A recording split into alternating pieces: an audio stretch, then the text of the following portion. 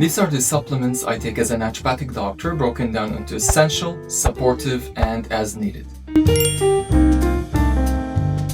In the first tier, I take vitamin D3 drops, 7,000 IUs once a week. Vitamin D comes in capsules or in drops, but I tend to prefer the drops just because it's more convenient.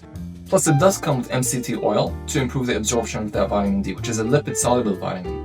These run really cheap. This is less than $15 and it can last you a couple of months. Vitamin D is the only vitamin that acts as a hormone in your body. It is an essential vitamin for your health, and a deficiency in vitamin D can cause a multitude of health issues, most notably bone loss.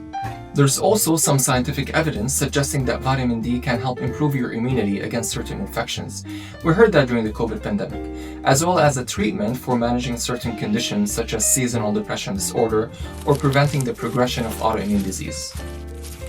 Although vitamin D blood work is not routinely ordered, it's probably a good idea to have one done just to establish a baseline for your levels, especially if you live in a northern country where your exposure to sunlight is limited. This will help determine if you actually need to supplement with vitamin D, as well as decide on the proper dose.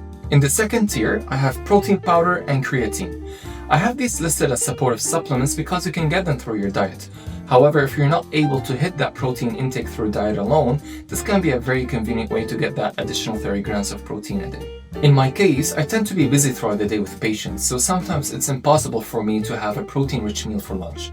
Besides, I also work out at the gym, so I naturally need more protein intake to maintain and build muscle.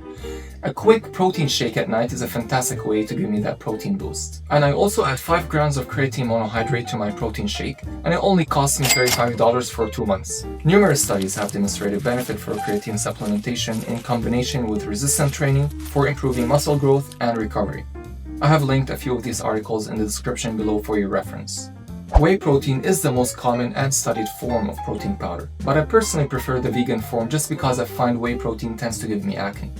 For most people, whey protein is well tolerated, but if it does cause any side effects like digestive issues or acne, any sort of vegan protein source is a perfect replacement. In the last tier, the as-needed tier, I have Psyllium Husk, which is a mix of soluble and insoluble fiber derived from the Plantago ovata plant. I mix 1 teaspoon of Psyllium Husk in water and drink it for dinner if I have either not been able to get my 30 grams of fiber that day, or if I'm feeling a little clogged up. The World Health Organization recommends at least 25 grams of dietary fiber a day for adults to maintain good health and prevent disease. 1 teaspoon of Metamucil contains 2.4 grams of fiber, which means you can get up to 7.2 grams of supplemental fiber a day if you have 3 cups of Metamucil. That's not bad, and a regular sized container like this costs less than $35. An interesting fact about fiber is that you actually don't absorb the fiber you eat. You get all of its health benefits by it simply just passing through your intestines. How amazing is that? And if that sounds basic, yes it is. Unless your diet is terrible or you have a gastrointestinal disease like ulcerative colitis or Crohn's, or you're treating a specific medical health condition, supplements are intended to supplement your diet, not replace it. If you're interested in learning more about other supplements, let me know in the comment section below. See you in another video.